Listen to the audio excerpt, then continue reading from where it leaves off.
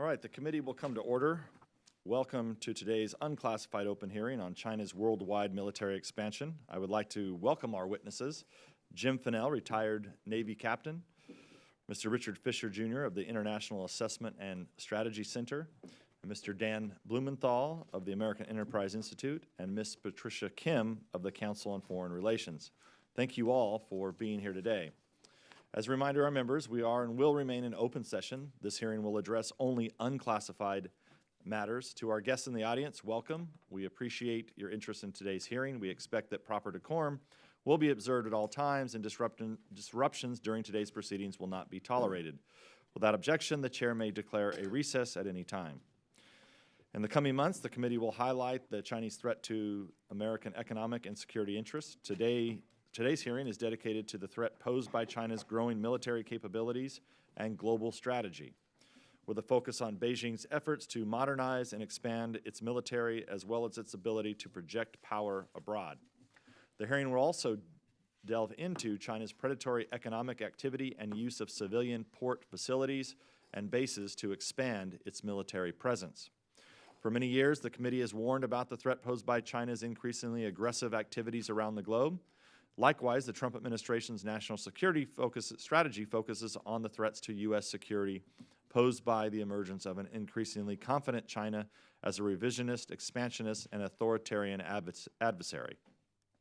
Past administrations have sought to appease China through measures such as helping Beijing join the WTO, taking steps to build a better military-to-military relationships, avoiding confrontations over China's unfair trade practices, predatory economic policies, and theft of U.S. intellectual property, and responding softly to China's aggressive territorial claims and military force projection.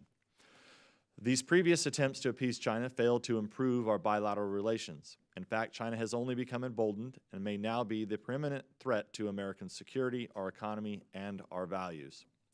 Today, we address China's broad-based strategy that includes modernizing military capabilities across the air, land, sea, cyber, and space domains, the rapid expansion of China's access to ports and overseas bases, and its international propaganda campaign.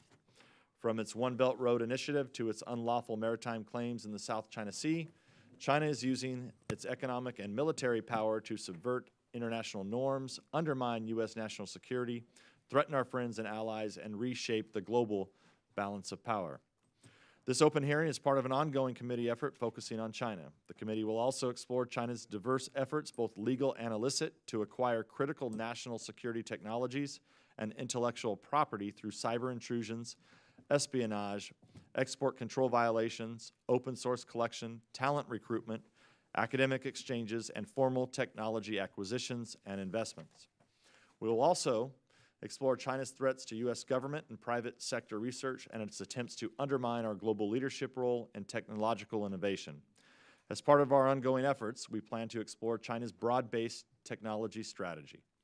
The committee will also review China's influence campaign across political, ideological, economic, and international spheres to win supporters and undermine opposition to Chinese regime within our own society. This will include an examination of Beijing's use of economic leverage to exert influence on the United States and its allies, including through financial and trade strategies, pressure on U.S. companies operating in China, and the role of Confucius Institutes and Chinese student associations. For America, our major challenge is shaping how U.S.-China competition will develop over the coming years, given China's expansionist behavior and stated goals. Good policy requires an informed and well-grounded understanding of China and the threats it poses. Our efforts, and we hope that others in and outside of government can join our effort, will be focused on sharpening our understanding, building awareness, and informing the public as U.S. leaders so that we can get our policies right. While much of the committee's work will be by necessity remain classified, the committee hopes this unclassified hearing will ensure that Congress, the administration, and the American people are fully aware of the growing challenges posed by China's activities. With that, I recognize Ranking Member Mr. Schiff for 5 minutes. Thank you, Mr. Chairman, and thank you to our witnesses for joining us for today's discussion of the challenge posed by China's military expansion. Ensuring that senior policymakers understand the full scope of the challenge posed by the continued rise of China is essential, How the United States manages an increasingly assertive and powerful China will shape the geopolitical environment of the 21st century, and I support the committee's undertaking of a deep dive into China issues. While much of our work on China is rightly informed by classified information, it is an issue of sufficient importance to warrant a public component as well. I hope that the committee will schedule further open hearings on China, particularly focusing on the many cybersecurity threats. In the years since the 9/11 attacks in 2001, our national security policy has been centered around counterterrorism and the prosecution of wars in Iraq and Afghanistan, as well as the fallout from the Syrian civil war and the rise of ISIS. More recently, the resurgence of Russia as an active player on the global stage and Moscow's interference in our politics and those of our allies has similarly captured the attention of the executive branch officials, the Congress, and the public. Less apparent to many throughout the government and more broadly is the transformation that has occurred in China in the years since 2001. No longer is Beijing a mere aspirant to the first rank of nations, but an economic and military power to be reckoned with. When I came to Congress in 2001, China's GDP was $1.3 trillion. It has grown more than tenfold since and was $12.84 trillion last year, second only to us. Similarly, in 2000, Beijing spent $14.6 billion on defense, while in 2019 the government looks to spend $175 billion, again behind only the United States. From PLA infantry divisions to its growing Navy and increasingly sophisticated Air Force, China is fielding and learning to operate a 21st century military. China's military expansion is part of a broad challenge from China to our economy and our national security that has been building for more than 2 decades, but which has now reached fruition. In 2001, rampant piracy of American movies and music, as well as Western luxury goods, was a central irritant in the bilateral relationship with Beijing, as were their intermittent threats against Taiwan.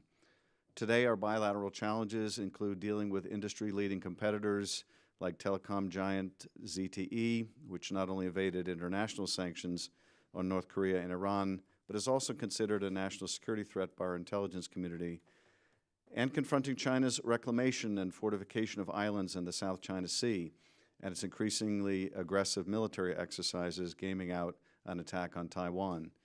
Throughout Asia and Africa, Chinese-financed infrastructure projects are spreading Beijing's sphere of influence, fueling continued growth of China's economy, and providing Chinese state-owned enterprises access to raw materials needed to power the world's largest manufacturing economy.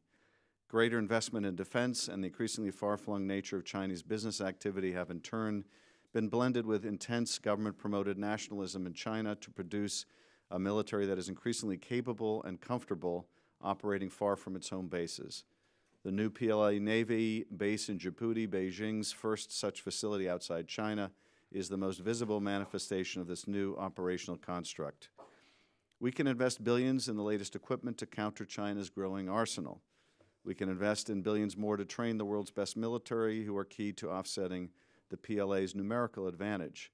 And we can and do ask our service members and their families to make enormous sacrifices on behalf of the nation to preserve our interests in East Asia. But while the focus of today's hearing is China's military, we need to consider the military challenge as part of a larger national strategy by China to project its power and to secure its national interests by whatever means necessary. And that includes by selling potentially compromising telecommunications equipment in the U.S. by ZTE and Huawei, something this committee has long focused on. Much of our efforts may be for naught if we allow China to access our communications networks and to gain illicit access to our defense contractors, technology companies, or the Defense Department itself. Those are the stakes at play in the ZTE standoff between the President and the national security community, and however the situation is resolved, the full scope of the threat from ZTE must be taken into account. China's military growth has taken place alongside the Belt and Road Initiative, a massive development strategy that has allowed Beijing to deepen diplomatic and economic ties with both exporters of raw material to China and importers of finished Chinese goods. Through the BRI and other tools such as the Asian Infrastructure Bank and Investment Bank, China seems to be leading in economic engagement and then backfilling with greater military capacity as its capabilities grow. The PLA base in Djibouti, for example, follows decades of Chinese investment and diplomacy in Africa and increasing oil imports by China, much of which passes through the Bab al-Mandab Strait between Djibouti and Yemen. Similarly, Beijing's militarization of the South China Sea reflects a deliberate approach that seeks to protect core Chinese economic and strategic interests that had long predated the island reclamation effort and the buildup there. I'd like to know if each of you testifying today agree with this notion of economic interests as driving security investments and whether you see that trend continue. We look forward to your testimony, and I thank you for participation. And with that, Mr. Chairman, I yield back. Gentleman yields back. So I understand we have all 4 of your statements for the record, so we'll give each of you 5 minutes for remarks, and then we'll get to the members' questions, and we'll start with you, Captain Fennell. Welcome to the committee. You're recognized for 5 minutes. Good morning, Chairman Nunes and Ranking Member Schiff, distinguished members of the committee. I'm here at your invitation to testify on the People's Republic of China's global naval strategy and its related massive expansion of its force and overseas logistic support structure. You have my detailed testimony before you, so in my opening statement I will focus on key highlights from my assessment of this imminent and ever-increasing global maritime threat and briefly touch on the key recommendations for actions our country must take to avoid major naval disaster and, quite likely, a geopolitical defeat the likes we may never recover from. You may know that by trade I'm a U.S. Navy intelligence officer. I'm a different kind of a China hand than the ones you usually testify before your committee. My expertise is not in interpreting what the Chinese Communist Party officials think or feel, or analyzing what inside the Beltway think tank scholars say. Oddly enough, my professional experience is more like being an animal behaviorist.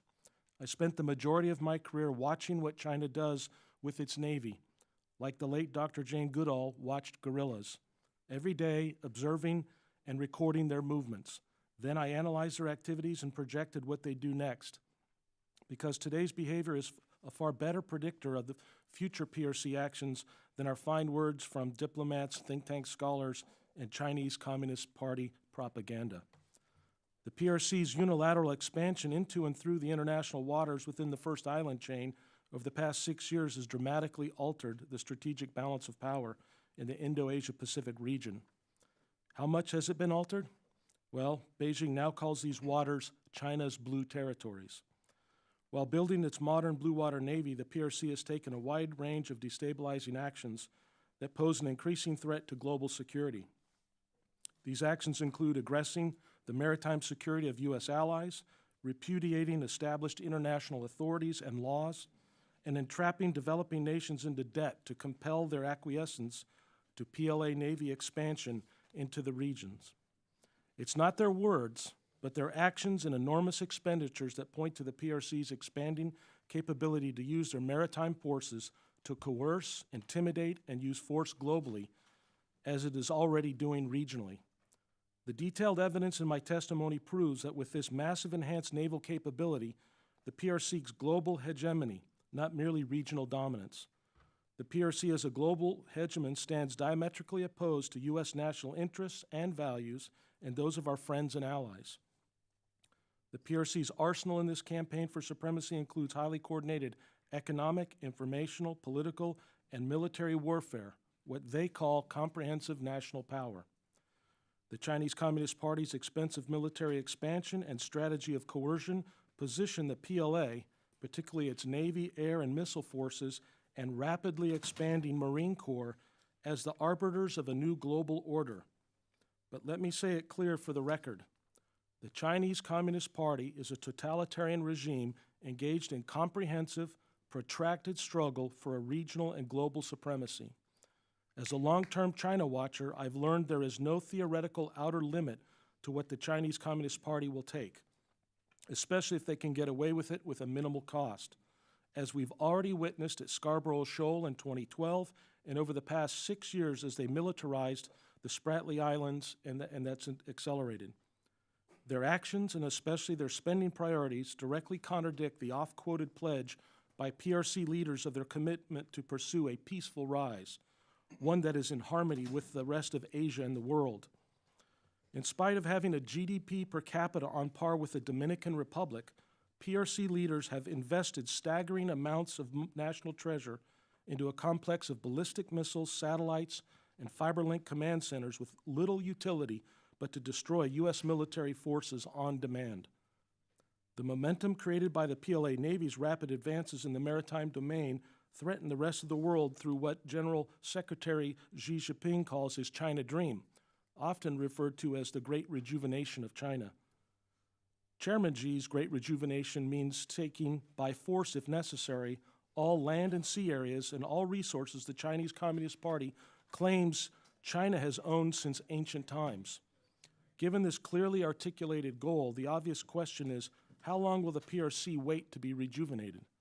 While the conventional wisdom asserts China takes a long view and is willing to kick the can down the road, my assessment is the PRC strategy is on a timeline to complete their territorial restoration by the 100th anniversary of its establishment in 2049.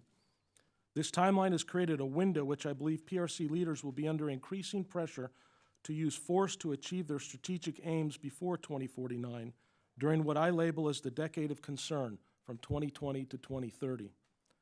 Therefore, given knowledge of this timeline, I believe the U.S. government must invest bipartisan effort to defend America's interests from the PRC's depredations, not just in the Indo-Asia Pacific, but globally. Given the time constraints for my opening statement, let me say that my paper contains 7 recommended actions, but foremost among them is the fact that the United States must fundamentally transform the culture of how we deal with China. We must go beyond the wording of the new national security strategy and clearly state the PRC is an unambiguous threat to our national security. We must deal with the PRC from a position of strength, one where we routinely assert our core interests and principles just as firmly as the PRC asserts its core interests. Finally, it must be noted that the future size of the PLA Navy will be about 550 warships and submarines by 2030. That's twice the size of today's U.S. Navy. As such, it's clear the U.S. Navy is at great risk. We simply are not adequately sized or outfitted to meet our national security commitments in the Indo-Asia Pacific, let alone around the globe. To accomplish all of the above missions, to provide a credible deterrence against PRC hegemony, and to be able to fight and win wars at sea, the U.S. Navy must get bigger, certainly more than 355 ships. Without that, expect China to push us even further from Asia. Expect to lose more allies and influence across the region. Anticipate being globally irrelevant as Beijing destabilizes and erodes democracy, and with it the national security and values the United States and our allies promote. We have already slipped. If we fall much farther, we won't be able to get up. With that, I conclude my testimony, and I'm happy to answer your questions. Thank you. Thank you, Captain Bonnell. Mr. Fisher, you're recognized for 5 minutes. Chairman Nunes, Ranking Member Schiff, and distinguished members of this committee. As I thank you for the privilege of offering testimony today, I would also thank and commend this committee for its leadership in highlighting the grave military, economic, and political challenges to this nation from China. Our military and intelligence leaders are also increasingly concerned. Our new commander of our Pacific Command, Admiral Davidson, says that China's is, quote, the most ambitious military modernization in the world. And he adds, quote, it is increasingly clear that China wants to shape a world aligned with its own authoritarian model. The bulk of my written testimony concerns China's ongoing and projected military expansion to support what we view as power projection. Just yesterday, an article in China's Global Times asserted that China needs up to 6 aircraft carriers. The eventual number could probably be double that. But the article goes on to say that China has, quote, no intention of seeking naval hegemony like the United States, unquote. This kind of denial pervades the statements of Chinese leaders, including Xi Jinping, for decades have denied that China is seeking hegemony or world domination. However, my testimony explores 5 indications of China's hostility and ambitions for global military power. First, China and Russia are developing what appears to be an alliance, 20 military exercises, and then 2 missile defense exercises raise questions about possible missile offense cooperation between the 2 countries. Second, and I would refer to my first slide, number 7 on the handout. From 2011 and perhaps as recently as last year, China has supplied large 16 to 18-wheel trucks that carry North Korea's ICBMs. These ICBMs are not able to attack American cities until they're carried to their launch point by these Chinese trucks. Two administrations have failed to sanction the companies that are involved in this commerce.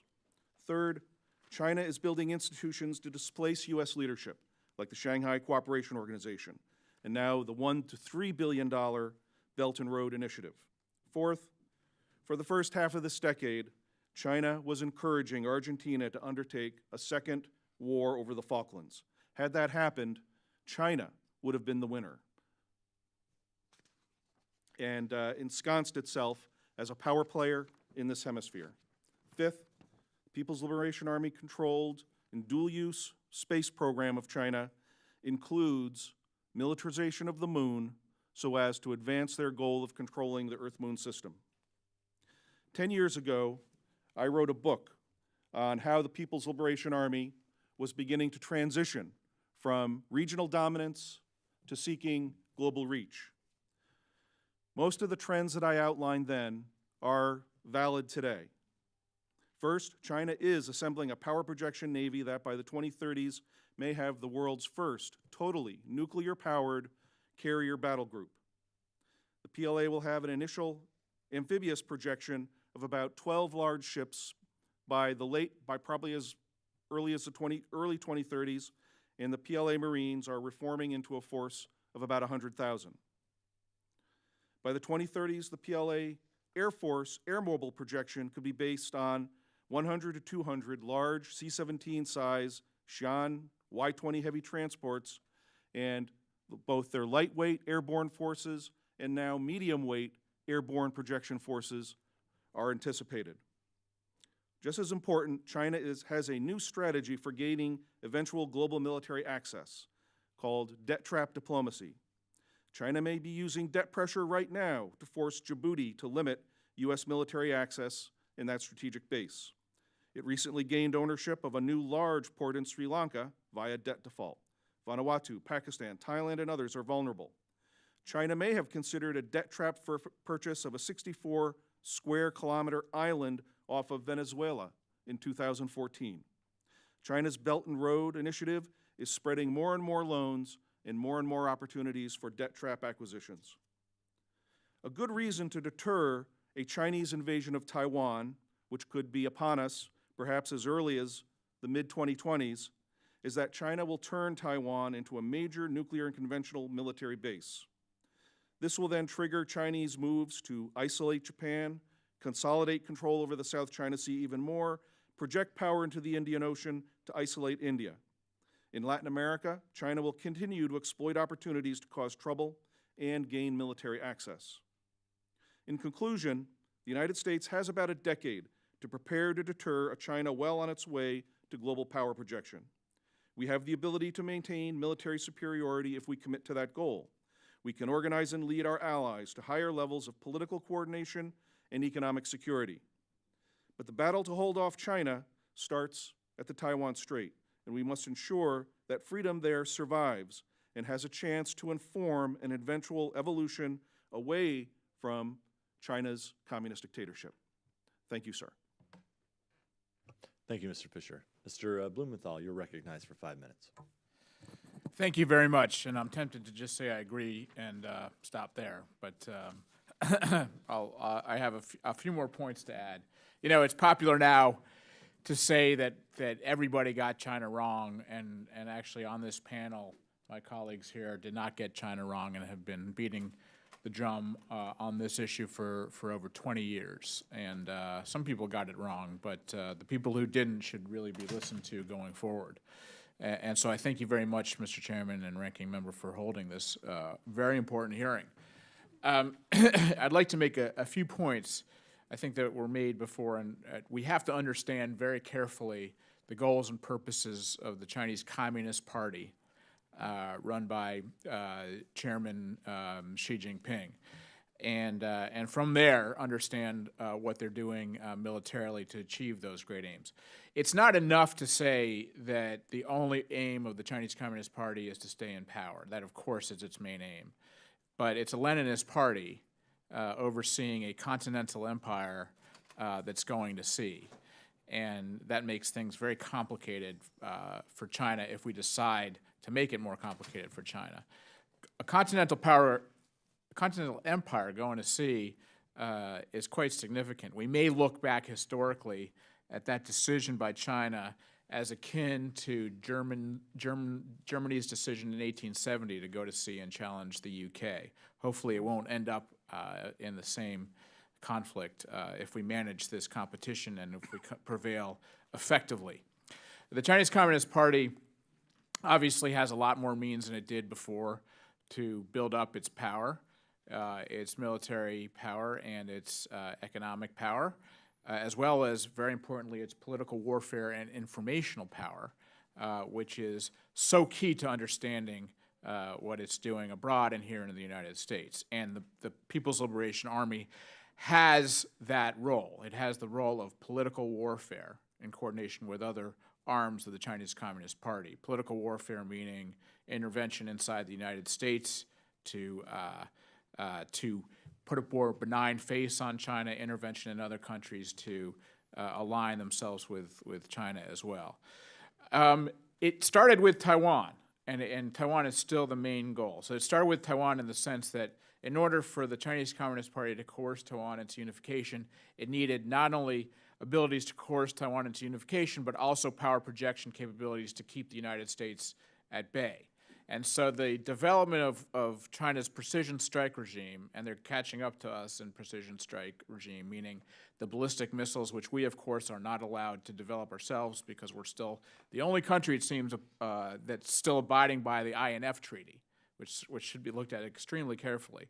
But it's ballistic missiles, all the things mentioned before, it's enabling C4ISR, its submarines and its ships all tied together and able to bring quite a bit of combat power to bear against Taiwan, against U.S. assets around Taiwan, against Japan, and increasingly in what we call the second island chain closer to the homeland. We could think of it historically again as China tries to fund the Pacific Islands in return for access. We think of it increasingly as what the Imperial Japanese were trying to do right before World War II, which is have more striking power against Hawaii and the U.S. homeland. Further afield, as you mentioned, driven by oil and resource interests at first, China has made headway in and around the Indian Ocean. And if you track the OBR, the One Belt, One Road, very carefully, as we do at AEI, you'll see that a lot of the major construction and investment projects are going to places like Pakistan and Bangladesh, which would provide outlets for China into the Indian Ocean that don't have to go through the states of Malacca and other areas that the United States dominate. And it really is a cash or investment for access deal in many of these places. The BRI will never achieve, in my view, what Xi Jinping has said, which is to establish a Silk Road. But through targeted investments, China will gain a lot in terms of access, including ports in Greece. It controls, or a company controls, a port in Haifa, Israel, and it's increasingly also doing military defense diplomacy around those areas as well. The base in Djibouti is a very big deal, very, very big deal, and is the fruit of cash for diplomacy as well. And look to China to develop more access points in Africa as well. Now let me conclude with this.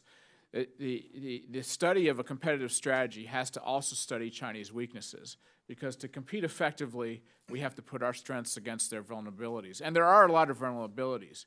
We have been way too shy, in my view, about directly confronting the Chinese Communist Party and its weaknesses. They constantly come at us with political warfare, information campaigns, propaganda. We let them off the hook. There are a lot of Chinese inside China who do not like what the Chinese Communist Party is doing, who are working for more justice, who don't like the corruption, who don't like the direction of militarization. And and would be a very good audience for more and robust information campaigns about what the Chinese Communist Party is doing. That is true in some of the recipient countries who, as well, of OBOR, who are very ambivalent about Chinese power and hegemony. So I do, in my testimony, have some more lists of things that we can do once we understand exactly what China's doing. I will end on this. It is very difficult. We can make it very difficult for a continental empire with 14 land borders to go to sea. And that would mean bringing about the maritime encirclement with in terms of building out the allies and partnerships around that first island chain, Japan, Philippines, Taiwan. And Taiwan should no longer be looked at as simply a sentimental issue in U.S. Geopolitics. It is increasingly critical to the U.S. position in the South China Sea as well. Anyway, let me end there, and I welcome very much your questions and comments. Thank you. Thank you, Mr. Blumenthal. Ms. Kim, you're recognized for 5 minutes. Thank you, Chairman Nunes, Ranking Member Schiff, distinguished members of the committee. Thank you for the opportunity to testify today. I'll begin my remarks by briefly situating China's military expansion in the context of its long-term strategic goals, and I'll conclude by how the United States should respond by focusing on our comparative advantages when responding to China's military expansion and growing influence around the world. Since assuming power in 2012, President Xi has clearly articulated his vision to achieve what he calls the great rejuvenation of the Chinese nation by transforming China into a great power by 2049. A major component of this Chinese dream includes strengthening and expanding China's military capabilities, and Beijing has specifically tasked the PLA to complete military reform and modernization by 2035 and to become a world-class military by 2050. In order to achieve these ambitious goals, the Chinese government has undertaken significant measures both at home and abroad, from strengthening the party and Xi Jinping's personal control over the military to tasking the PLA to focus on emerging technologies, especially AI, as critical tools for modern warfare. With regards to expanding its reach abroad, China to date has largely relied on its economic power to cultivate influence in its immediate neighborhood and beyond. But the PLA Navy is beginning to expand its reach to protect China's growing interests, and it benefits through strategically motivated investments under the banner of the Belt and Road Initiative. The PLA, of course, has also steadily expanded its aggressive presence in the East and South China Seas, as our other witnesses have elaborated. However, despite these concerted internal and external efforts to expand its military capabilities, significant challenges still stand in the way of China's efforts to become a great power. First, China faces major internal challenges, from the need to engage in structural economic reform to the potential for ethnic unrest in Tibet and Xinjiang, where it engages in horrible repression. Furthermore, domestic disgruntlement over issues such as economic inequality and air pollution are pervasive and could potentially lead to instability in China's domestic political arena and distract it from its global ambitions. In addition to these internal challenges, China also faces severe limitations in terms of its hard and soft power abroad, especially compared to the United States. Other than a treaty of mutual aid and cooperation with North Korea, China has no formal allies and just one overseas military base in Djibouti so far. In contrast, the United States has dozens of allies, collective defense arrangements, and security partnerships throughout the world. Furthermore, despite general acknowledgement of China's economic prowess, many countries remain wary of China's intentions, especially in its immediate neighborhood. While many have welcomed the prospect of Chinese investment, fears of Chinese overreach and exploitation have sparked grassroots protests and the abrogation of agreements, even in countries with close ties to Beijing. These cases show us that even states with a need for economic aid will not necessarily accept Chinese investment in the face of domestic resistance and sovereignty concerns. China's push to modernize its military and extend its reach abroad is unsurprising, and it reflects the natural tendency of rising powers to increasingly exert influence beyond their borders.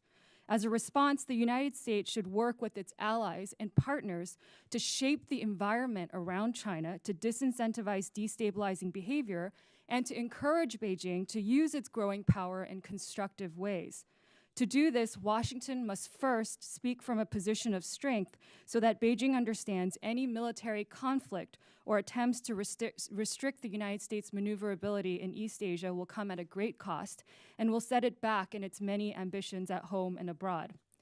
At the same time, U.S. leaders should also reassure their Chinese counterparts that the United States doesn't necessarily seek to contain China or to prevent its prosperity, and that the two countries have more to gain by steadily working through bilateral issues and cooperating to address common global threats like the North Korean nuclear crisis. When responding to China's growing military power, the United States should focus on its comparative advantages by first strengthening our own military capabilities and maintaining a leading edge on technological innovation at home. We need to invest in research and development, in STEM education. We need to encourage top talent to stay and work in the U.S. We need to facilitate collaboration across civilian and military tech sectors. In short, we need to have our own response to China's plan to have technological superiority, in addition to defending our existing industries from Chinese encroachment. Second, the United States should work to strengthen our alliances and security partnerships, which are an invaluable asset that enables us to generally shape outcomes in the global arena. So disagreements with allies should be worked out discreetly and in a manner that doesn't undercut the credibility of our commitments. Third, the United States must not only focus on countering Chinese the expansion of Chinese activities in East Asia, but also advance our own positive agenda for engaging the region. Washington needs to think boldly about what other proactive measures it can take, whether it's rejoining the TPP or some other measure to dramatically signal that we are here to stay in Asia and that we want to contribute in a constructive way. The United States Fourth, should also continue to champion our liberal values of open society, rule of law, respect for individual and political freedoms, and democratic governance. These values underpin our soft power and still resonate around the world, even in China, where many elites and citizens alike are very concerned about the increasingly authoritarian turn in Beijing. While Beijing touts its value-free diplomacy of quote-unquote win-win cooperation as pragmatic and as an attractive model, its claims can quickly ring hollow when benefits don't materialize or when they're lopsided. So the United States should continue to reaffirm the importance of our values at home so that we can be a beacon that inspires citizens and elites in China and elsewhere to push for greater openness in their political systems. And finally, the United States should leverage China's desire for stability and prosperity at home to discourage its destabilizing behavior and to encourage its active participation in tackling global challenges. Because China cannot achieve any of its ambitious goals if it's beset with chaos, such as a war on the Korean Peninsula or in the South China Sea. So rather than engaging in any transactional bargains over these issues, we should continue to convince Beijing that it's in their interests to cooperate with us. Thank you. Thank you, Dr. Kim. I'm going to start and just drill down into this. President Xi declared a decade of concern. And I know, Captain Fennell, you've talked about this. Can you shed a little more light on what his concerns are and how we should view those concerns? Yes, sir. Just to be clear, that decade of concern is my construct and interpretation of what I've read from the Chinese Communist Party, the speeches that President Xi has given over the last, at the People's Congress here in March of this year, the 19th Party Congress last year, and what they're actually doing with their forces. So you all have a chart number one. If you take a look at that, and Dr. Kim mentioned that everything is focused on, for the CCP, on 2049, that they want to be restored, rejuvenated, the culmination of the China dream in 2049. So you have to ask yourself, what does that mean if you're one of the leaders of the CCP? And part of that is necessarily having territorial restoration. So one of the things in their comprehensive national power is China's trying to use non-kinetic means predominantly to get their territory that they perceive as their territory back. So they were able to, for instance, in 2012, gather and get Scarborough Shoal without firing a single shot. They've been able to build 7 islands in the South China Sea, 3 of them the size of Pearl Harbor in terms of size and airfields and berthing capability without firing a shot, okay? Dan mentioned and Rick mentioned, the focus is still predominantly on Taiwan, so they have to get Taiwan. They have plans for the Senkakus and maybe the lower Nansei Shoto or the southern Ryukyu Islands. There's some discrepancies with India. So there's these territorial things that the Chinese Communist Party have told themselves and have told the Chinese people, this is our territory. So in order to get to the goal in 2049 of having a commemoration of the 100th anniversary of the People's Republic of China, and to be able to announce that you've reached your goal, you have to have everything. So how are you going to get that? Well, we know that the Chinese leaders, even Hu Jintao and Xi Jinping, have ordered the PLA to have the capability to be able to take Taiwan by 2020. That's an order. And what is the infatuation with Taiwan? That's, I mean, it's so, you know, we've continued to, I mean, they're just never going to recognize Taiwan. They want it back. And why do they see that as their premier threat? it's not a threat to them. It's not about threat. It's not about economics. It's theirs. It's a visceral, nationalistic design, and they believe that it's theirs. I could give you an analogy, but if you look at the map of China, it looks like a rooster. And a rooster, I once was in Beijing, and a young man, about 25 years, told me that a rooster has two feet.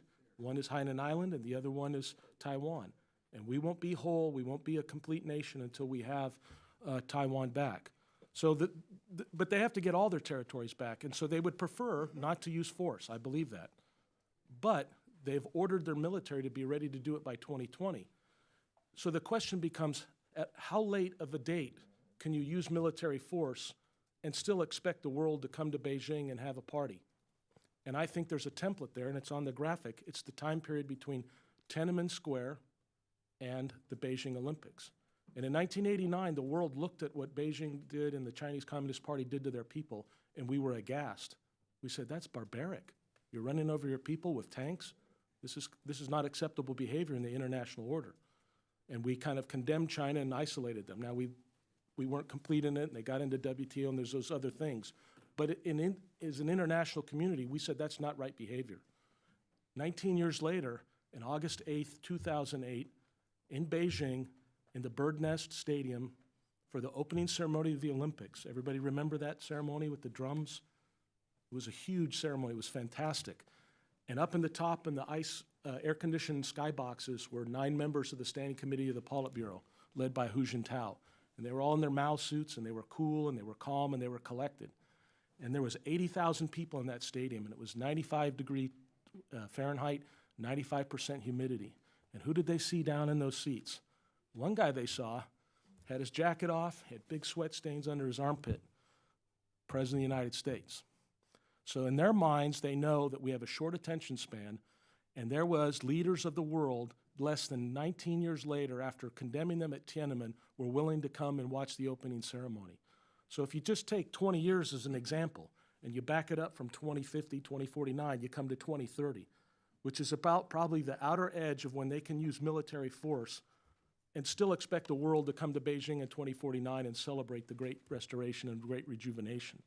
So from 2020 to 2030 is what I call the decade of concern, which inside the CCP, there's going to be increasing pressure every day for the military to come to whoever the leader is. It's going to be Hu Jintao for several years now, and tell him, we've got to pull the trigger. We've got to pull the trigger. So that's the dilemma, is how do we get them and take them off of that plan? Thank you, Captain. Let me give Mr. Fisher and Blumenthal a chance to respond. Mr. Fisher. Yes. Mr. Chairman, your question about Taiwan is extremely important. And I agree with Jim Fennell, but I would also add that the Chinese Communist Party is so focused on Taiwan because it is a functioning, growing, developing democracy within the Sinic world. And the Chinese Communist Party simply cannot accept this contradiction. Every day that Taiwan survives as a democracy, it undermines the legitimacy of the Chinese Communist Party. We're now just reading reports about how possibly up to 500,000 citizens, Chinese citizens in Xinjiang are being gathered into re-education camps. I think this is a template for what will be applied to the people of Taiwan if China ever gets the chance. And they also want Taiwan because it will become a strategic springboard for global projection. The Chinese will base a new joint theater command on that island, stuffed with ICBMs, SLBMs, bombers, and submarines and aircraft carriers. Thank you, Mr. Fisher. Mr. Yeah, Blumenthal? I agree with all that. I would add one thing. It's very important. China has many things, but it's still an empire. And when it says reunification, what it means is reunification of all the territories that the Qing dynasty once held, without a doubt. So the Qing dynasty was an incredibly expansionist dynasty, and it took Xinjiang, and it took Tibet, and it took Mongolia, and Hong Kong, and so forth. The only remaining real holdout is Taiwan. But I agree with it, and it still has that imperial Middle Kingdom mindset. There's no question about that. So I'd agree with all that. On your point of, I think Captain Fennell is completely right on the decade of concern. If you read Xi Jinping's own speeches over and over again, and his PLA lieutenants, they talk about struggle all the time. They believe deeply that they're in a competition with us, and that we're out to get them no matter what. I mean, even if we did nothing, they believe because they're a Leninist party, they think we're undermining them wherever they go. But, you know, if they think that what we have done over the last 20 or 30 years is containment, then probably every country should want us to contain them, because no one's done more to actually help their ascent.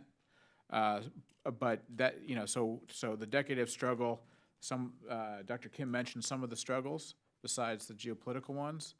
The demographic situation is horrible. The debt situation in China is terrible. The fact, again, that I mentioned before, that they have to defend internally, quote unquote, in Xinjiang and Tibet and along the land borders with India. And there's not enough competition in my mind between China and Russia. There should be more.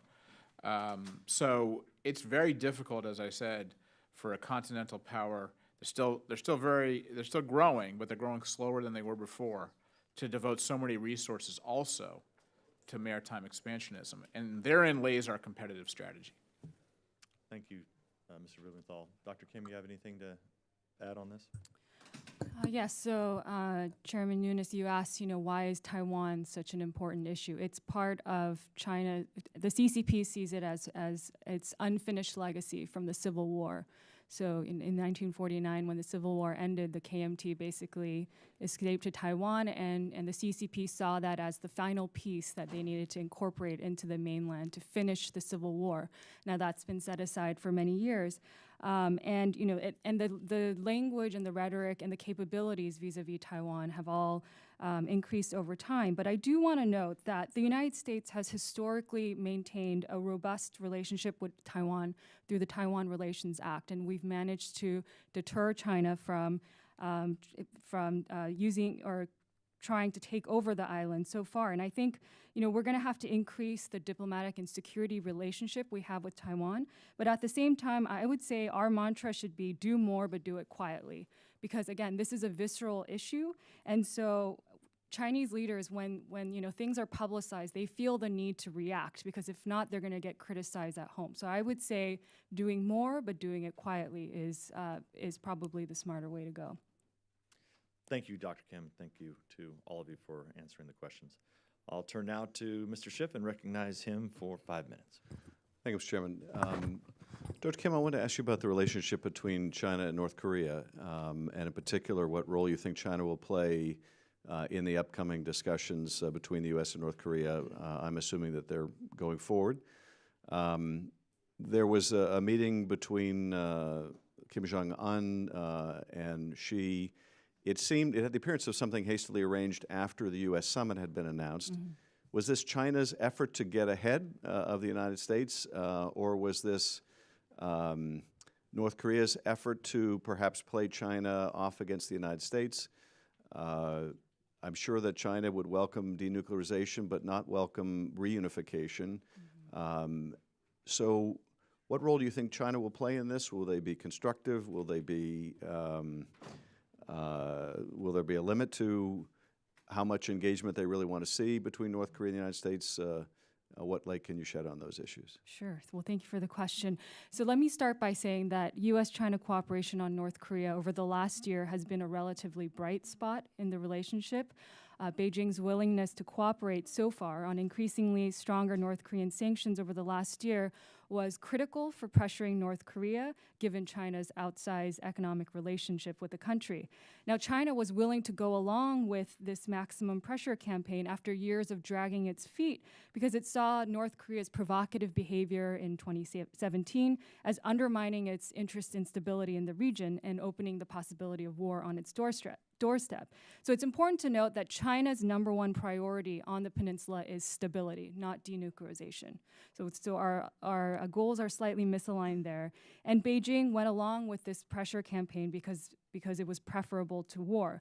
But now that North Korea, Kim Jong-un, has smartly reached out to China and has indicated a willingness to negotiate, Beijing will probably begin to loosen its enforcement of sanctions, and it's already lent support to North Korea's roadmap to denuclearization, which involves sort of step-by-step, or what it calls synchronous concessions. So they do something, we do something, whereas the White House has indicated that, no, actually, we want them to take significant steps towards the complete, verifiable, and irreversible denuclearization before we loosen any sanctions.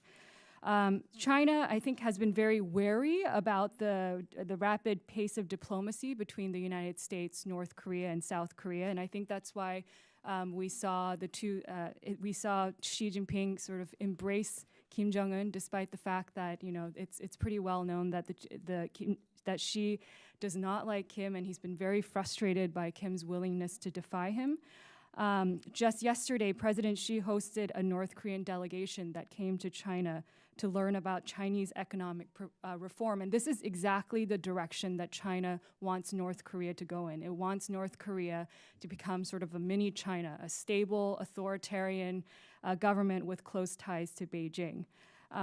So I think it's going to be, so basically it's going to be very difficult, I think, now that North Korea has reached out to Beijing to go on at least with the economic portion of the pressure campaign. And so I think that what the White House needs to be doing is reaching out to China and explaining to them that, hey, you need to cooperate with us to keep these sanctions on, because if you unravel now, then we're going to lose our shot to negotiate, and we may end up in a worse place than we were before. Thank you. And would the other witnesses like to add their thoughts?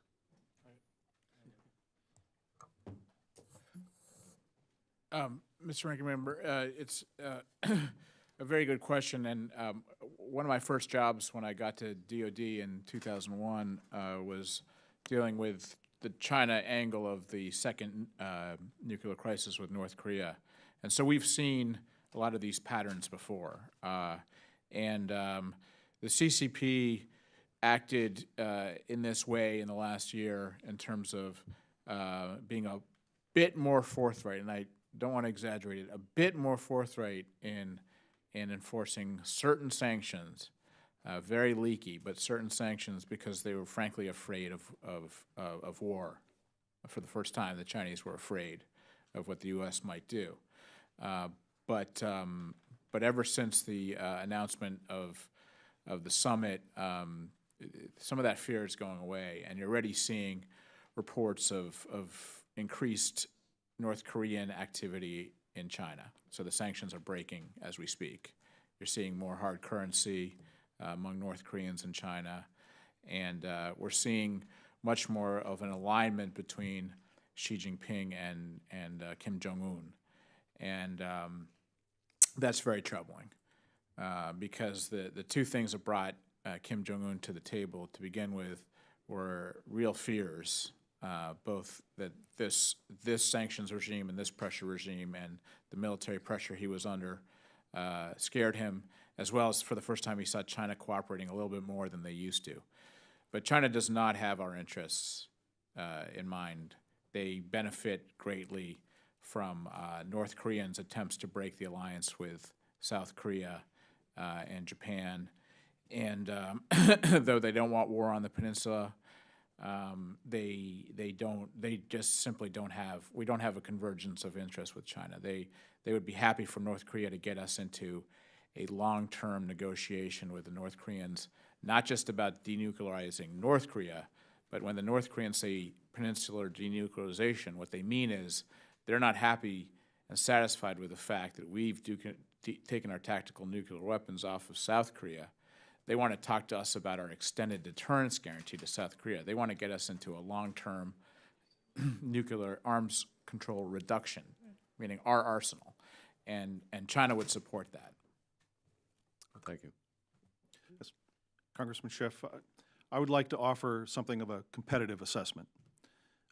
It's my conclusion that since probably the Second Gulf War, that China's objective has been to ensure that North Korea becomes a nuclear missile power. I would simply refer back again to my slide on page 7, and it is simply easily confirmable from open sources.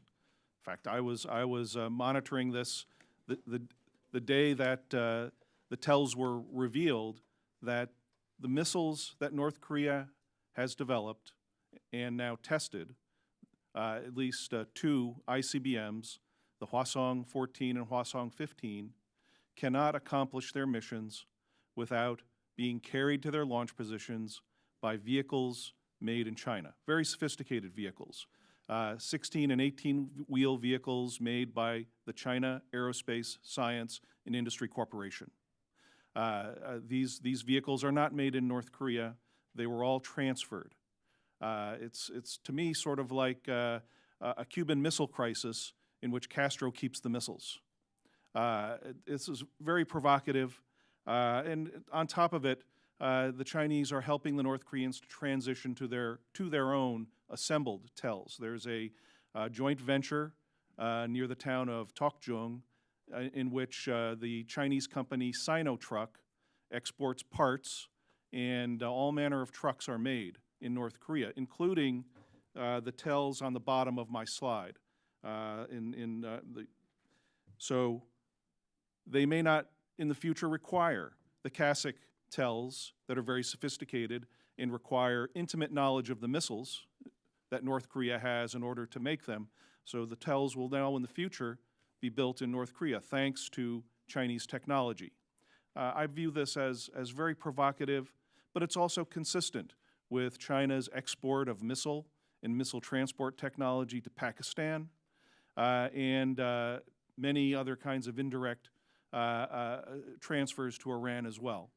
I don't think China wants a denuclearized peninsula.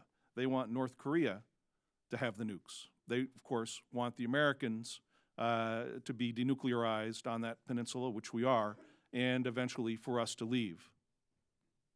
Thank you. Congressman Schiff, just very quickly, the last thing that Rick just said is the most important thing. China's strategic goal, again, back to this restoration and rejuvenation, is they're the hegemon of Asia. They want America out of Asia. So read what they tell us. They tell us every day, dual suspension, dual suspension, dual suspension. You have a PRC ambassador here who gives that speech routinely. So they want to tell us, stop doing your exercises, draw down your exercises. We delayed Key Resolve and Full Eagle. We didn't pull all the ships that we normally do in those exercises. We just heard this week about Max Thunder, and now we're not going to bring B-52s. They're chipping away at and eroding our presence in Asia. That's their strategic goal. They will use what Rick talked about, and we've all talked about, of using this nuclear threat to get us and manipulate us, but China's ultimate goal is to get us off the peninsula. Thank you. Thank you. Back, Mr. Chairman. Gentleman yields back. Mr. King is recognized for 5 minutes. Thank you, Mr. Chairman. Let me thank all the witnesses for their testimony. Excuse me. If I could focus on Taiwan. As China has increased its military capability, to what extent, proportionally, have we assisted Taiwan under the Taiwan Relations Act? That's number one. And number two, since the KMT has developed close relations with the mainland, if the KMT did take power in Taiwan in the next presidential election, how would that impact China's policy, and would that weaken Taiwan's resistance? I guess I'll go first. So proportionately, we're not even close. I mean, I would say that we agreed to a mass arms sales package in 2001, most of which was bought Recently, we made some progress as the State Department finally approved export licenses to help Taiwan with its submarine program. But since then, there hasn't really been a really robust new arms sales deal. And that's a very long time. I mean, there's been sort of onesies and twosies and these sorts of things. But to really think about Taiwan, not only in terms of how it could defend itself and make it excruciatingly difficult for the Chinese to occupy it and to actually do an amphibious invasion requires a much more robust set of capabilities to give them and train them on. The second piece I think we ought to be thinking about is how can Taiwan benefit our security in terms of being more integrated into our South China Sea strategy. They have some real capabilities that would help the Philippines and the Japanese see things they cannot see right now. And I think we have to have a paradigm shift in thinking of Taiwan not just as this problem set, but also as its geostrategic location gives us enormous opportunities to work with them to stop other Chinese encroachments. On the question of the KMT, I'm not sure. I mean, it's a party in flux. It's a party that obviously was more conciliatory to China than the DPP is. But then again, they lost a major election in a very big way, partly because of that. So we'll have to see how the party rebuilds and what its posture is. Yes, sir.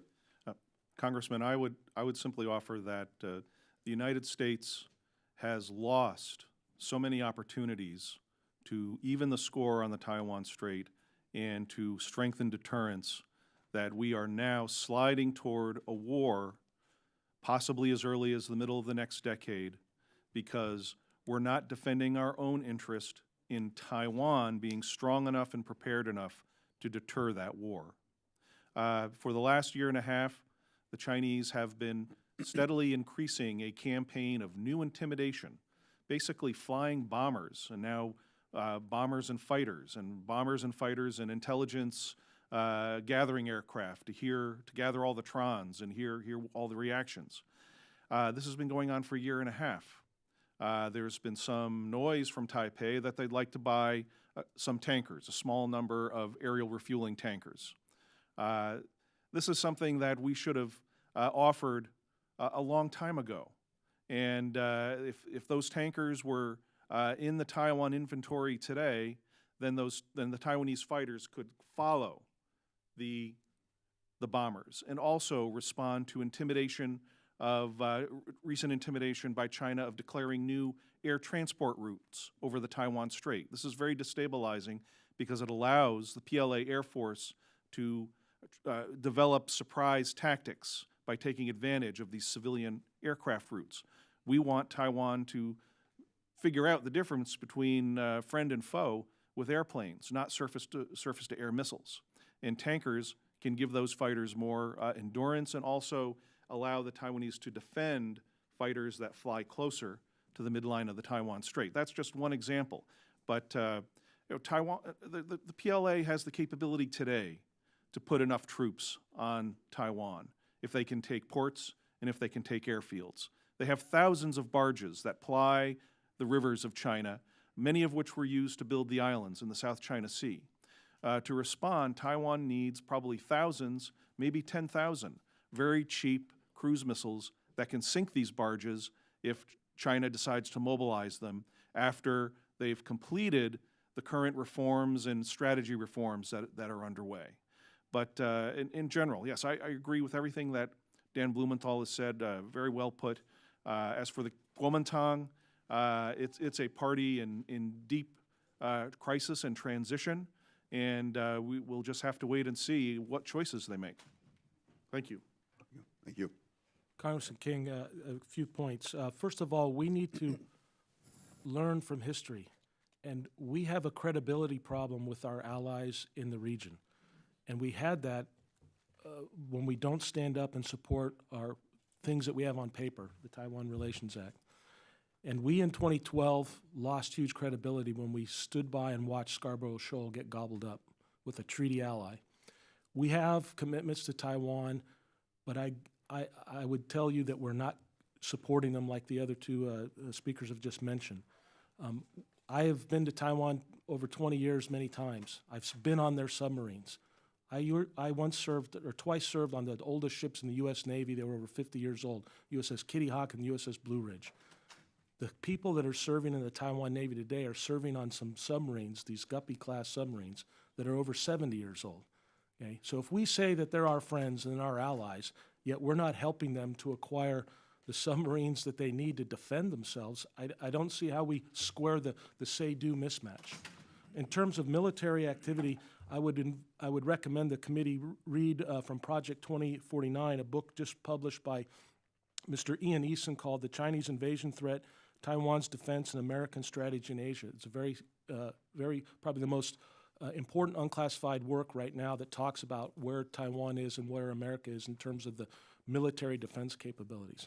And then lastly, I recall a briefing in Hawaii, Senator Inouye at the Joint Intelligence Center Pacific around 8-9 years ago.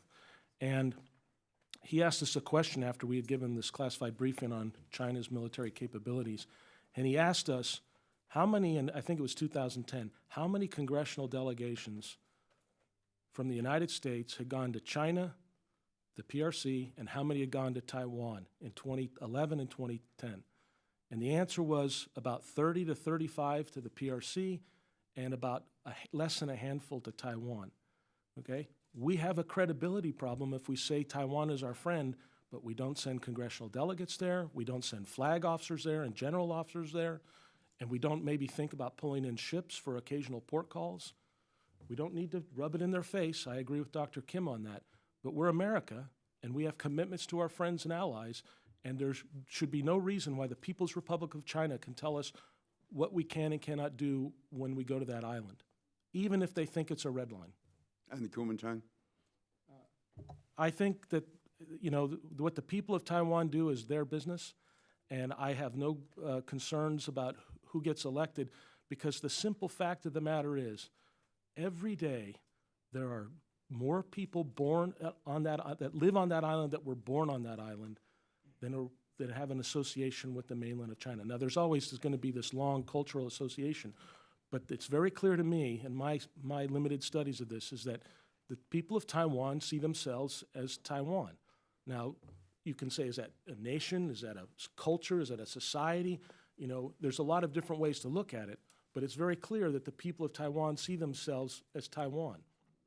And whoever they elect to run their government will have to operate under that rubric. And if the KMT wins, they're going to have to deal with that reality. Dr. Kim. All right, gentlemen's time has expired, but you want to, Does Dr. Kim have something to Dr. say? Kim, you have anything to add? Yeah. No, Okay, fine. Thank you. All right. Mr. Heim is recognized for 5 minutes.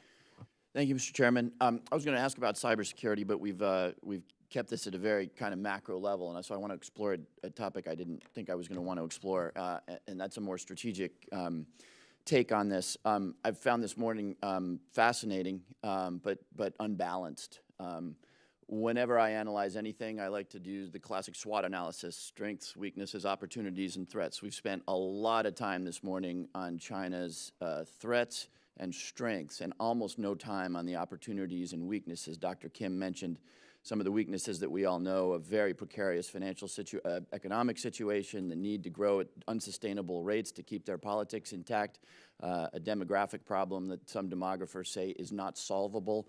And so I just note that, because before we all run off to propose an authorization for the use of military force, I think we should spend a little bit of time on the opportunities, specifically the commercial opportunities that exist. China needs commercial stability for political reasons. We benefit from that commercial stability. And of course, counter-proliferation, counter-terrorism, we're going to work with the Chinese on that stuff. So I think the balance, not just for our thinking, but quite frankly for the way they listen to us talk about them, had better be there. I don't have time to pursue that, so I want to ask a very narrow question of Mr. Blumenthal and Dr. Kim. Setting aside that, you know, Chinese expansionism over the millennia has looked very different than other imperial expansionists, we if Kissinger were here, he would say the way this works is a balance of power. So you can reject that a rising power like the Chinese have a right to a sense of regional hegemony or whatever, but the realist would say the way this works is because we establish a balance of power. The Chinese, a very powerful country growing economically, they're going to have interests that extend beyond their borders. So my question is, we had this during the old Soviet days, right? Turns out that we weren't going to go to war over Budapest or Prague in 56 or 65, but we were going to risk war when the Soviets put missiles on Cuba.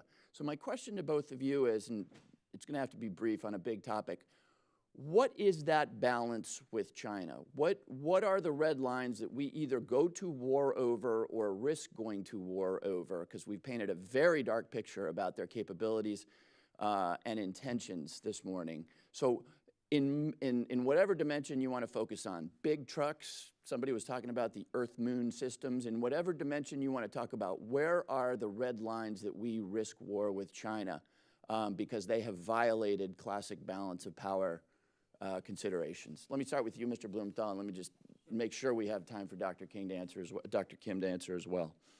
Well, it's a great question, and we need to focus on weaknesses also if we're going to implement the national security strategy, which calls for competition. So competition means figuring out what the weaknesses are and how to exploit them.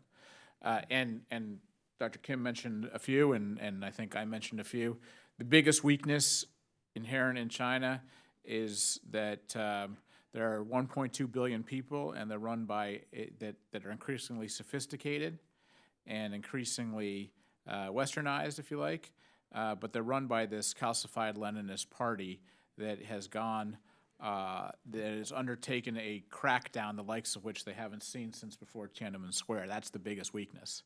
And since they confront us constantly with propaganda, political warfare, trying to get into our political system, our cultural system, our educational system on a constant basis. I mean, you pick up the Washington Post in the morning and you get the China Daily. That is a propaganda organ of the Chinese Communist Party. We do none of that back. And if you use a Cold War analogy, we had a U.S. information agency that was quite good at certain points in both selling our story and countering disinformation. I'll just answer quickly to leave time. Balance of power, I don't know the question about red lines. I'd have to think about that a little bit more, but we've already lost the balance of power. I mean, China has changed the balance of power, and we need to rebalance because they can now undermine our ability to underwrite our alliances and operate freely in areas that we have been dedicated to operating in since we fought World War II. We don't want to do that again. We don't want to fight our way back into Asia. They have already changed the regional balance of power because they can target most of our assets in that first island chain, which we always said before was our defense perimeter.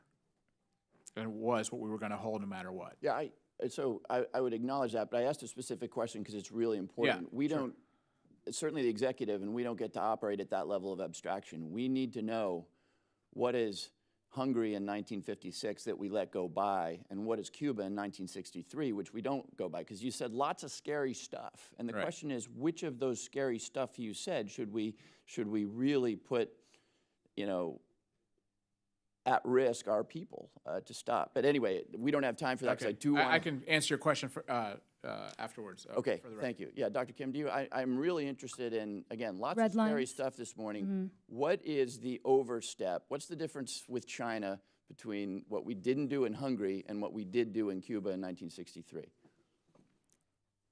Yes, so I would say in terms of red lines, when they threaten our homeland or our allies, I would consider that a red line. However, I don't see this happening anytime soon, especially threatening our homeland.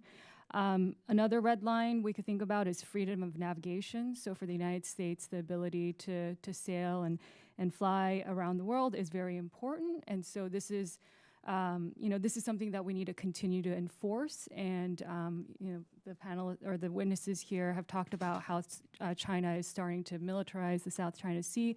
So I think that's an area that we need to keep our focus on. But I don't see an all-out war with China happening anytime soon. China, as you mentioned, is very concerned about its own economic growth. It wants to keep its people happy. As soon as it engages in a war, all of that has gone down the drain. So I think in that sense, you know, we're not approaching imminent war, as scary as some of the predictions here sound. I'm out of time, Captain. Maybe we can follow up, but I do want to say thank you. This has been really interesting. I also think it's really important as we think about what I think is probably the biggest foreign policy and national security challenge we've got in the next generation, is that we also remember the opportunities and weaknesses. My sense is that the Chinese are enormously sophisticated players of international chess, and if we're just looking at this in a sort of Manichaean way, you know, black and white, I bet we lose. Anyway, with that, I yield back. Thank you, Mr. Chairman. Gentleman yields back. The gentleman from New Jersey, Mr. Lobiondo. Thank you, Mr. Chairman. I thank the panel for being here and sharing your expertise. I've had the opportunity through this committee to make a number of trips into Africa.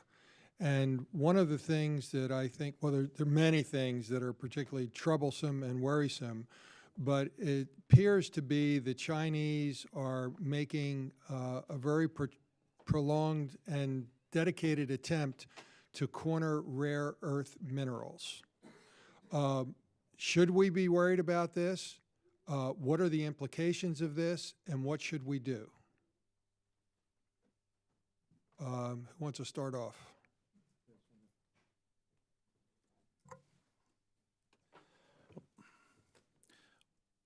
Well, Congressman, it's clear, yes, that China already controls much of the market and supply for rare earth minerals, and there's an aggressive campaign to try and dominate other sources. But it's also the case, kind of like oil, which I don't understand precisely, but every time there's a big scare that we're going to run out, somehow we find more. And I would note that in the last 6 months, the Japanese have discovered an underwater location for what could be an enormous supply of rare earth minerals. They're very excited about it. You have to go down very deep to get them, but that's technologically possible. But indeed, China's broad attempts to secure control over resources, be it metals like copper or aluminum or land for farming food, especially large tracts of land in Latin America.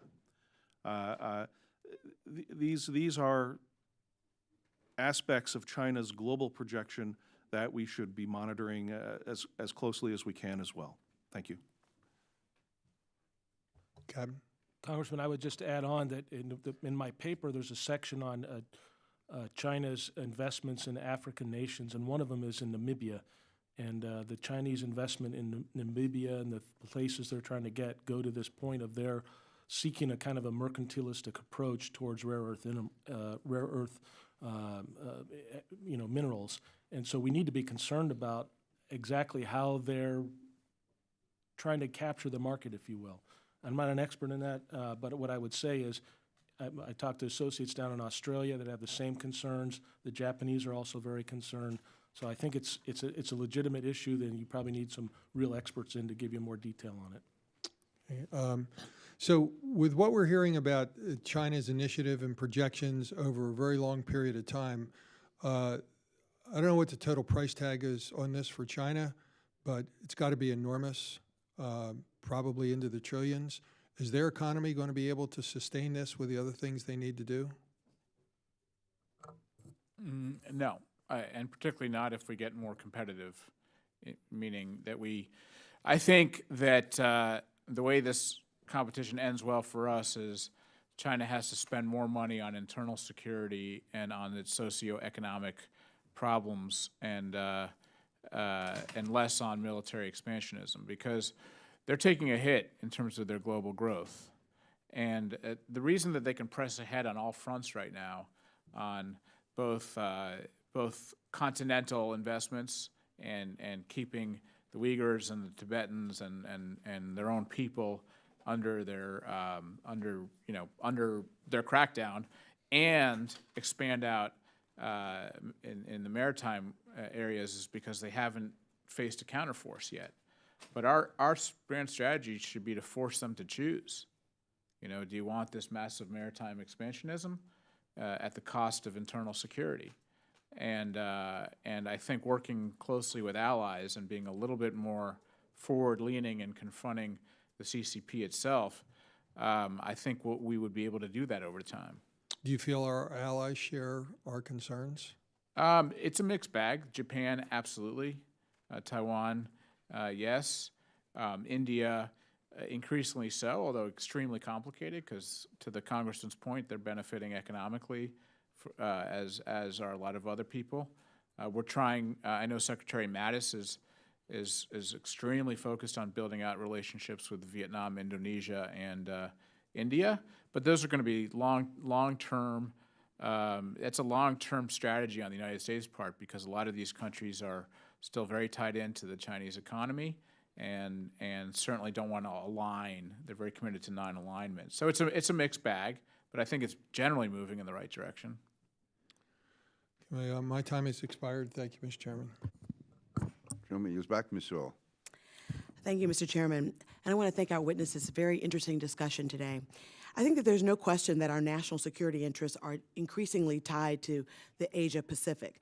And I think all of us can agree on that.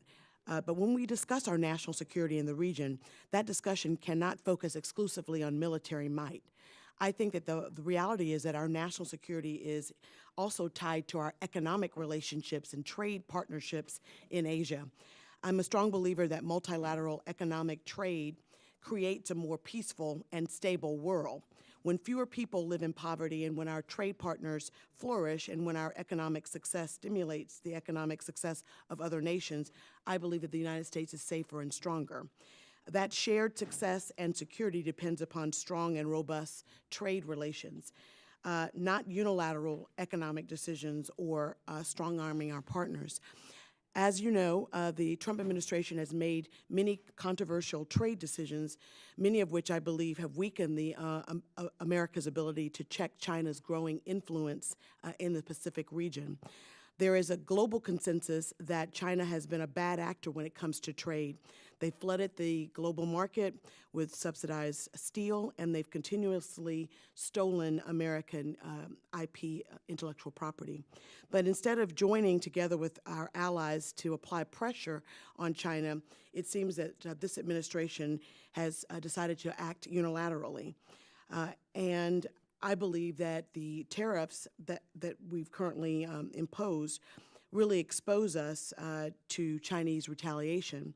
If President Trump had continued to build on the progress made by the Obama administration and to decided to pursue trade agreements like the TPP, the Trans-Pacific Partnership, I believe that we could have collectively worked with those Asian countries to apply pressure on China to change their behavior. So my question is, as this administration exits the world stage and adopts a more isolationist trade agenda, in what ways might China try to fill that vacuum left by the United States, and how might China seek to set the global trade agenda in its favor?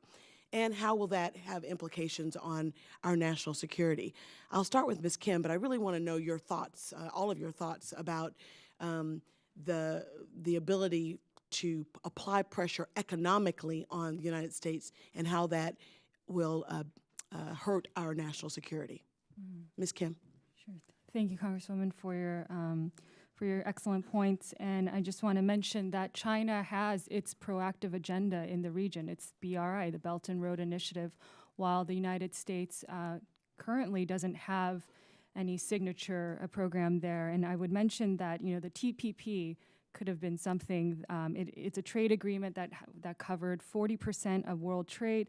It has rules on issues that the United States deeply cares about, like intellectual property rights, transparency, labor and environmental standards, dispute resolution mechanisms, you name it. There are many provisions in there that would have benefited our interests. And so if we signed the TPP, it would have given us leverage to deal with Beijing with 11 other partners who agree with us. And also, it would have signaled to East Asia that the United States is there and engaged. So I think, Congress and our leaders really need to reconsider about joining the TPP. And if not, we need to think about what is our positive agenda. We can't just play defense. That's not how you get ahead. That's not how you rally people around us. You need to have a positive agenda. Captain? Yes, Congresswoman.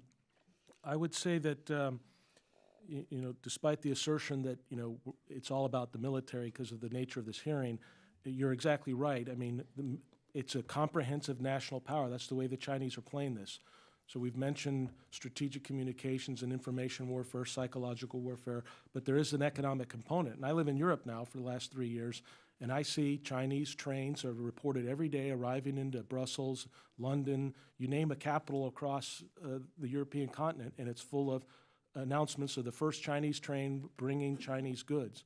So China has definitely got a plan and a strategy. They're also trying to supplant the U.S. dollar and make the yuan or the renminbi the currency. They're setting up banks, even in Switzerland, to make that a trading currency. So we're very much on our heels when it comes to an economic confrontation with China.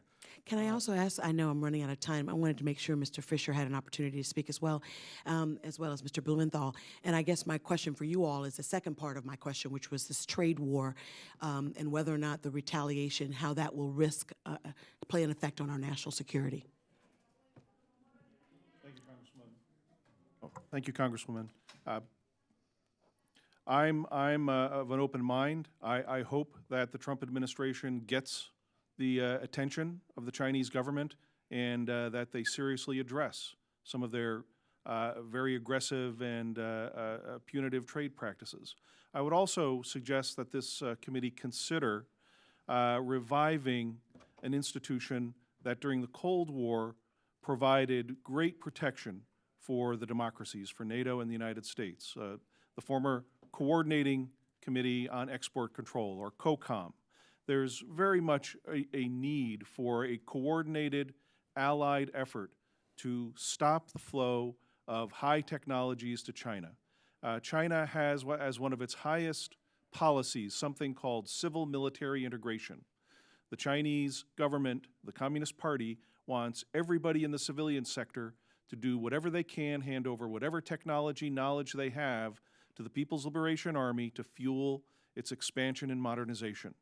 And we have long needed a revived institution like COCOM to protect this technology and to impede China's military modernization. Mr. Blumenthal, can you do so in 30 seconds? 30 seconds, yes. We're taking long-needed action that I think everyone agrees upon in terms of Chinese subsidization of state-owned enterprises and stealing of IP that's really hurt our productive capacity, hurt our workers terribly, and so we have a WTO case, as you know, on the IP actions, and hopefully we'll get a bill from Congress and so forth on CFIUS and investment restrictions. I will say, however, we need not be defensive about our economic relationships in Asia. We are still the #1 recipient of FDI from China, by far. And I think that's still moving ahead. We are doing proactive things on economics, and I think State Department officials recently testified in front of the Foreign Relations Committee on what the free and open Indo-Pacific will look like on economics, including a new development finance initiative. Thank you, Mr. Chairman, for indulging. No problem. Thank you, Ms. Sewell. Mr. Stewart is recognized for 5 minutes. Thank you, Mr. Chairman and witnesses. I think you've been an outstanding panel. Thank you for being here. I'm going to hit a couple things really quickly if I can. So 5 minutes goes by fairly quickly. Before I do that, just a personal observation. I'm sitting here. It's interesting to me to think of what China thinks of this hearing, because we all know they're watching and taking notes. And to my friends in China, please send us your questions and we'll try and answer them for you. You know, we have, and Dr. Kim, I wanted to follow up with something that you said, which I agree with, but I wanted to add a however to it and see if you and I can agree on a however. And you said, paraphrasing, you say you don't think war with China is imminent because of economic concerns, because you think the economic cost right now would be too high for them. And I agree with that. But I would add this however, and I'll see if you agree. However, if they determine that they can achieve their economic goals and achieve long-term economic stability by fighting a war that they may not want, but that they think is inevitable and necessary and that they can win, then they wouldn't hesitate to do that. Would you agree with that? Yes, but China's largest trading partners, we are one, our allies. Yeah. So, if China were to go to war with us, it would get cut off from the world economy, in essence. So there is a large stake for them. Okay, and and the I costs are understand high. that. And so I'm trying to just project out. And look, the last thing I want is war with China. It's the last thing any one of us want. I'm a former military guy. I mean, I understand the cost here. But at some point, they're going to have to make a decision, because otherwise the answer is we'll never go to war with China because they'll always be our trading partner. And I don't think that's probably a fair or accurate presumption. Would you and I agree on that? I think the possibility is always there. Yeah. And I guess it's just for us to try and determine, as best we can and anticipate. Although I think there's clearly more considerations for them than going to war with one of their trading partners. And so we have this thing, and this power transition theory, and we're not going to be able to answer this in 3 minutes. I wish we could. The Thucydides trap, as we talk about, where you have an emerging power and an established power, and history shows they almost inevitably they come into conflict. Not always, but almost always. And so I would ask this. I don't think that any nation can defeat us militarily. Right now in 20 years perhaps, although I hope not. But I think we can assist in our own suicide. And I think in many ways we have, which is some of your points today. And we could go down the list of things. I won't do that. I won't recount them. It's just we've made it too easy for not just China, but others as well. And so if I would ask each of you, if you were the king of the world, if you could do one thing today, not 5 years from now, 10 years from now, but today, if you could do one thing that would make what you said, Mr. Fisher, I believe, you think that's, the likelihood of war in the mid-20s is very high because of all the things we've talked about. But if we could change one thing today to make that statement not true so that that isn't inevitable or more likely, what would it be? What would you have us do right now? Because as policymakers, that's the end of the day. That's our question. What can we do to help this? And I won't make you go down the line, but if any of you have thoughts on that, I'd be interested. What would you do? Mr. Fisher? The most decisive and efficient action that the United States could take today would be to redeploy tactical nuclear weapons to our forces in Asia, to ask our South Korean and Japanese allies to consider NATO-style co-basing, and to basically tell the North Koreans and the Chinese if this military balance becomes untenable in 5, 10, or 15 years, that we will consider what it takes to make sure that our allies have the means to deter your aggression. Okay, Mr. Blumenthal? This goes back to the Congressman's earlier question. We should have a long time ago said that Chinese use of force against Taiwan is a red line. Chinese use of force against our ally Japan. Do you think they understand that? No, I don't. Okay. I do not. I mean, their constant, incessant coercion of Taiwan, interference in their democracy, their nonstop attacks, cyber attacks.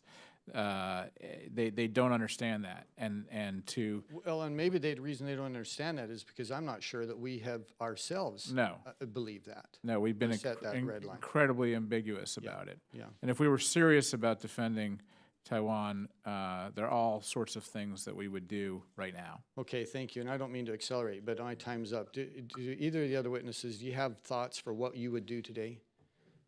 In addition to moving the TAC nukes forward, I would equip the Navy with anti-ship cruise missiles. Right now, our Navy can't fight a war at sea. We've geared ourselves up for 30 years to fight a land war in Afghanistan and Iraq and Syria, but we're not ready to fight a war in the middle of the Pacific Ocean. Okay, thank you. And Dr. Kim?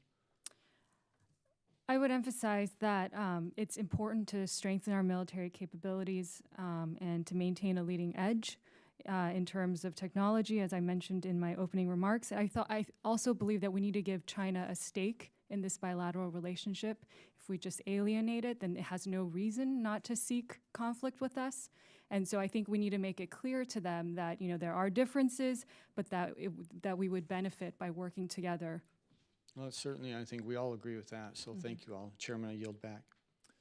Gentleman yields back. Mr. Carson's recognized for 5 minutes.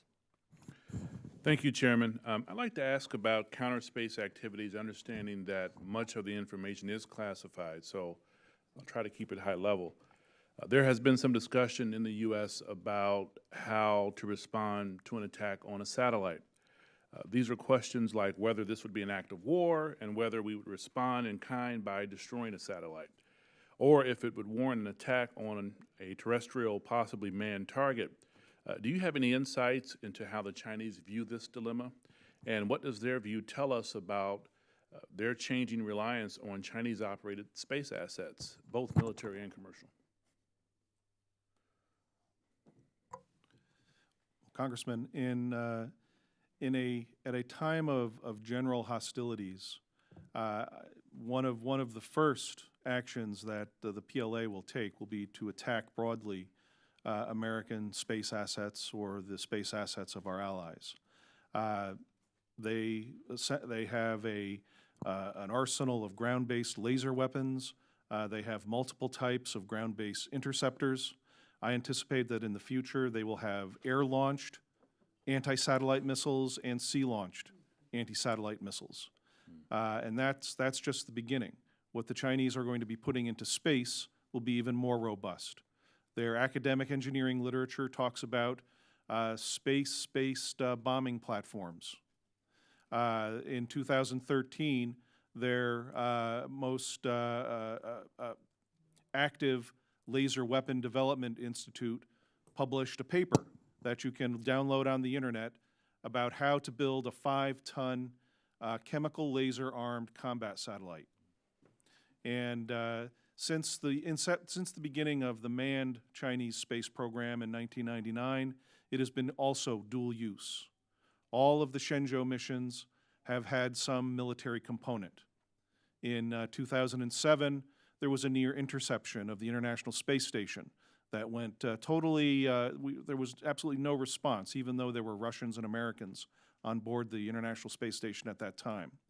And the Chinese have made statements that convince me that when they go to the moon by 2030 or possibly even sooner, if they decide to do that, that the Chinese presence on the moon will be just as dual use as it will be in low Earth orbit.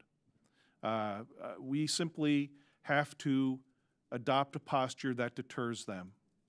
We have to be ready to meet them in the heavens where they decide to deploy. We cannot allow the moon to become a base of military operations for the PLA, and we can't allow low Earth orbit to be dominated by Chinese combat platforms, manned and unmanned. Thank you. Thank you.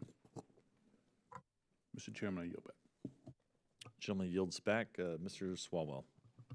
Thank you, Mr. Chairman, and thank you to our panelists. First, going back to ZTE, Mr. Schiff referenced it. Is China willing and capable of using its commercial, quote-unquote, commercial entities as financial instruments of influence on U.S. policymakers or folks in the executive branch? Don't anyone jump in on this too soon.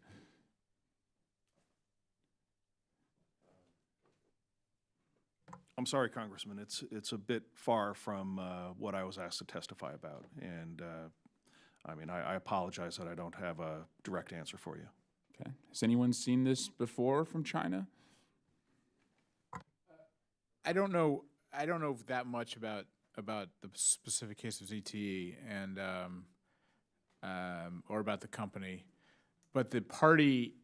There's no question that that so many companies in China are now arms of the party.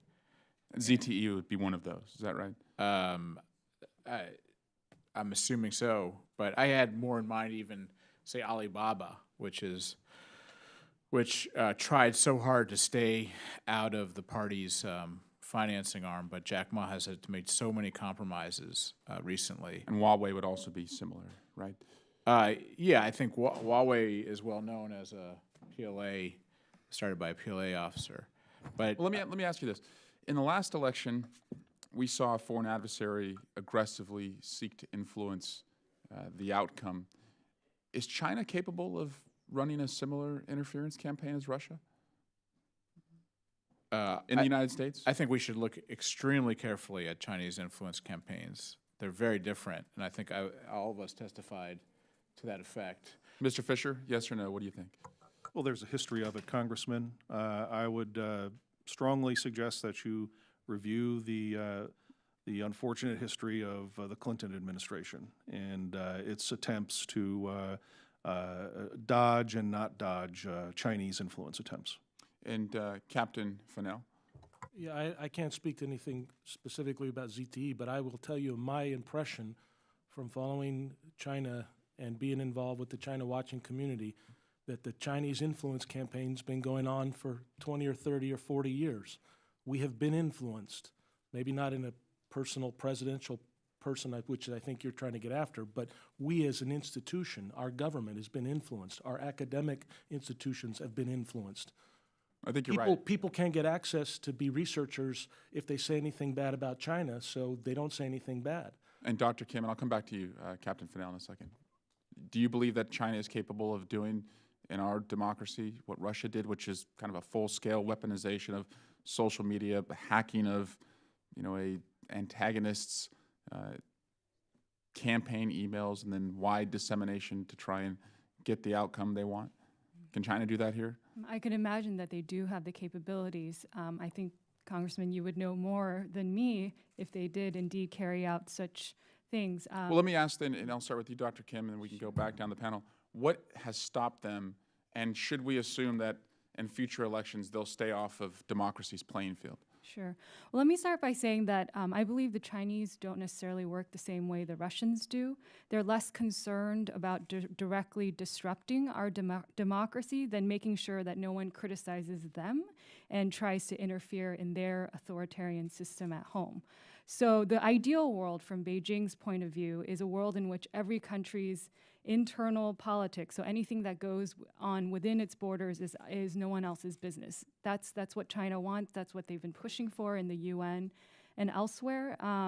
And so I think we need to be, so it's not necessarily the same threat that the Russians pose. Obviously, we need to keep a very close eye. But, there's been the issue of the Confucius Institutes and what they mean and how they impact us here at home. And Dr. Kim, what did you make in 2008 of China hacking into both candidate Obama and candidate McCain's campaigns?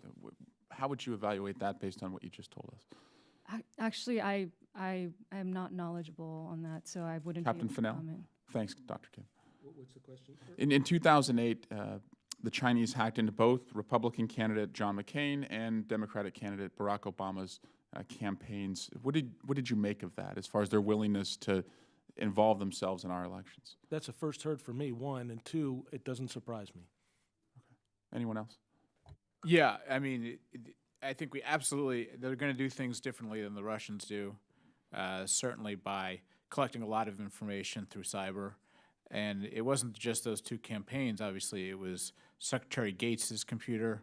It was the massive taking of information from OPM, which is a collection of data they can then use to coerce people in the future.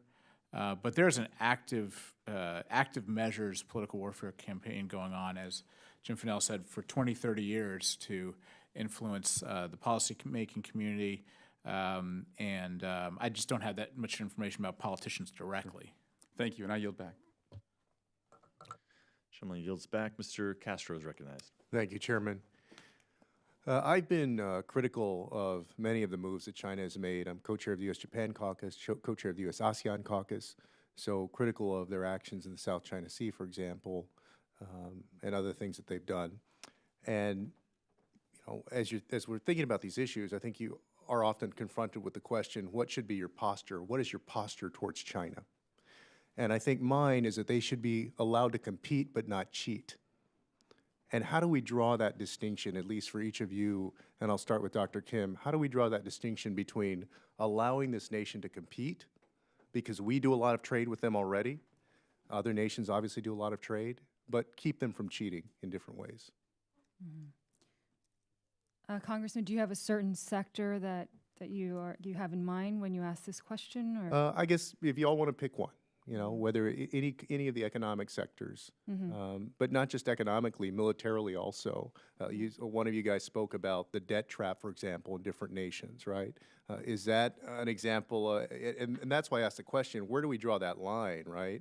Because you can do a large-scale infrastructure project in a country and do it fairly and right, or you could also, I think, cheat in a way, knowing that in 10 years a country is going to be so indebted to you that you're going to be able to take over that project or reclaim it.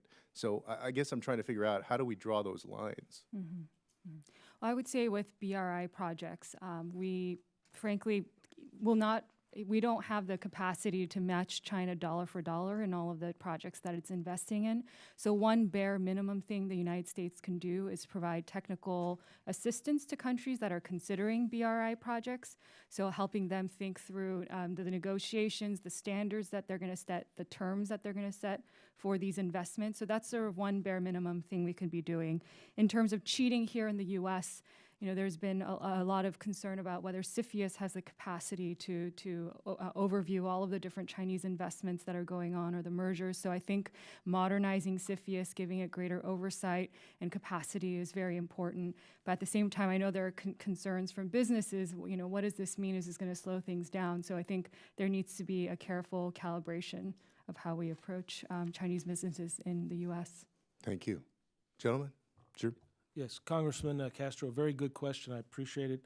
In the area of the military, it will come across as military, but it's really about our national security from an economic standpoint, which is based upon this idea since the end of the war, World War II, that we have free access to markets and freedom of navigation so that everybody can enjoy access to the global commons in the maritime domain. Well, China has been cheating. In 2002, they signed a declaration of a code of conduct with the ASEAN that said they wouldn't change the status quo in the South China Sea, and they have.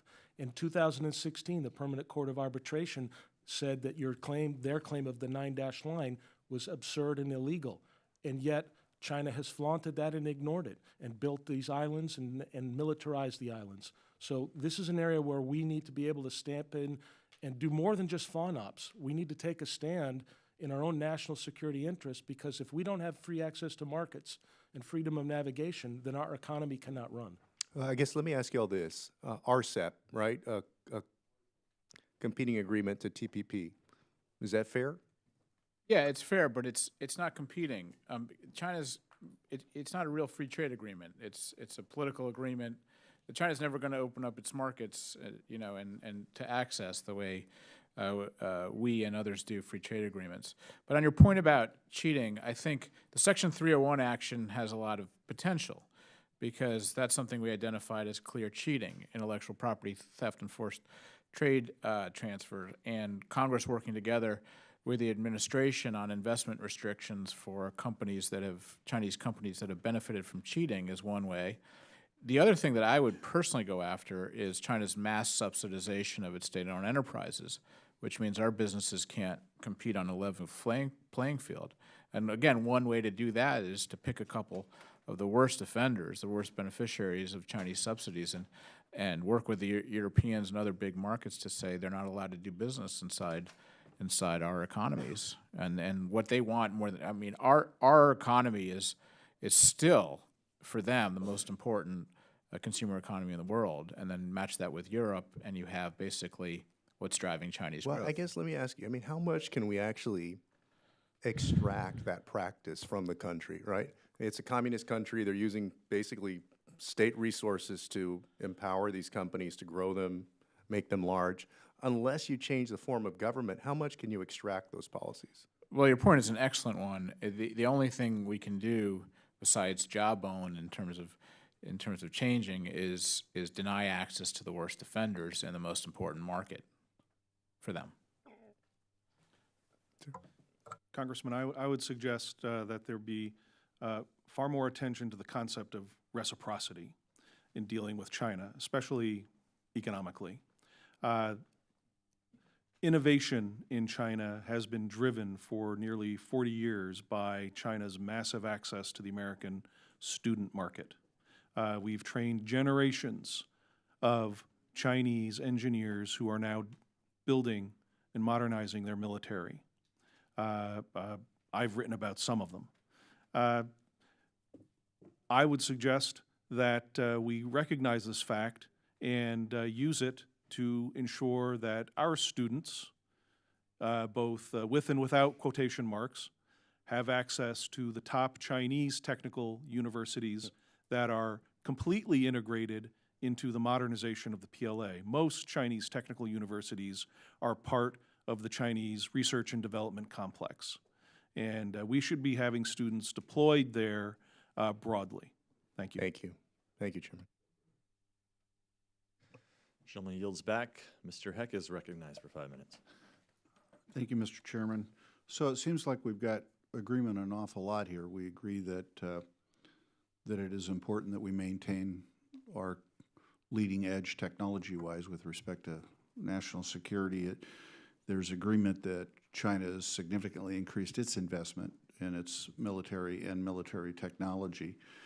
And it's good to start with good agreement, I think. I guess both Dr. Kim and Mr. Blumenthal have indicated a need to strengthen CFIUS. So to that point, Mr. Blumenthal, I want to direct to you the first question, which is, do you believe that China's IP theft and technology transfer efforts have materially aided in the recent past or likely to in the immediate future their ability to gain on us from the standpoint of our technology edge? I do, very much so. And would you believe, sir, that it is important for us to be able to review their non-passive investments in companies that have national security sensitive technology, even if they do not gain controlling interest? Without a doubt. And do you believe that it is important for us in the process of that review to include members of the IC community and the Department of Defense to assure that our national security interests are being protected? Very much so, sir. I represent Joint Base Lewis McChord, and quite proudly, I might add, 55,000 people a day report to work there. It's home to the Army's First Corps, the Western Area Defense Sector, the 62nd Airlift Wing, the Long Range Precision Fires. It's also the only place in the world that has a Ranger Battalion Special Forces Group, 160th SOAR, and an Air Force Special Tactics Squadron. Do you think it's important that we be able to review whether or not China or any other foreign country, for that matter, is purchasing land immediately adjacent to that military operation or military operations like it if there is not a business located on that property? Very much so, sir. They, given the amount of espionage in the United States, I'd be enormously suspicious of those kinds of purchases. So would you all agree that it is important that we strengthen and modernize CFIUS, which has not been updated in 30 years? You have said so, Mr. Fisher. Haven't heard from you, sir. Absolutely, and I would go farther, sir, and suggest that we consider reviving amongst our allies an organization like the former COCOM, which pools intelligence, police, and economic bureaucratic resources towards the goal of controlling this technology and monitoring dangerous economic activities by China. Thank you. Captain? Yes, sir. I think CFIUS should be completely reviewed and strengthened and give us more authorities and flexibilities to protect ourselves. And you think this is an important component of us dealing with the growing military investments by China and their activity on their part. Yes, sir, no question. Dr. Kim, you had already alluded to this earlier. If you care to elaborate, I'd appreciate it. No, yes, I agree, and I would echo Mr. Fisher and say it's important to coordinate with our allies as well. It doesn't make sense to just restrict Chinese acquisitions within American borders, but not within our advanced allies as well. Mr. Fisher. Congressman, the Chinese have a leadership concept called the leading group. The leading group puts in one room and around one table all of the stakeholders in a given strategic identified objective. There's a Taiwan leading group. There's an America leading group. So you have economic, intelligence, military, whatever's needed. They are talking to each other and they're deciding what are their priorities and how do we need to stop the Americans? How can we attack the Americans? The United States has, I believe, long required an overarching new institutional approach to China that is similar to the leading group concept. We need to have in one room constantly, on a daily basis, representatives from all relevant departments arguing and discussing what the Chinese are doing and how we can protect ourselves. When the Department of Defense or when the Department of Education has to answer to the Department of Defense about Chinese students, I will have judged we've made significant progress. And I assume that you all believe that a modernized CFIUS operation ought to be adequately resourced to the level of the task and the importance of the task. If anybody disagrees, raise your hand. Thank you. My time is up. I want to add my voice of gratitude to all of you for your time today. I yield back, Mr. Chairman. Gentleman yields back. So I want to thank all of you for being here. Is there anything that you would like to state on the record, that's something that we missed that we should be aware of as we continue study into this important topic? I just want to say that the questions for the record, I welcome them, in terms of following up on some of the Congressman's questions. All right. Thank you, Mr. Blumenthal. Yeah, Chairman, I would just like to say that I think, because this is the Select Committee on Intelligence, I think the committee also needs to take a hard look at how the USIC has viewed China over the last 20 years. Look at those assessments and then see what China's done and make an objective assessment about where we were in our assessments. And then ask ourselves honestly, have we had a groupthink bias, bipartisan on both sides of the aisle, across all agencies, about how we viewed China's rise? It doesn't have to be confrontational. I don't believe necessarily in a Thucydides trap. But there were signs, and the Chinese told us what they were going to do and when and how they were going to do it, and we ignored them. And I think this committee has that prime responsibility to look at that. Thank you. That's very good advice, and we will do that. All right. Anything, Mr. Schiff? Anything else? All right. With that, the hearing's adjourned.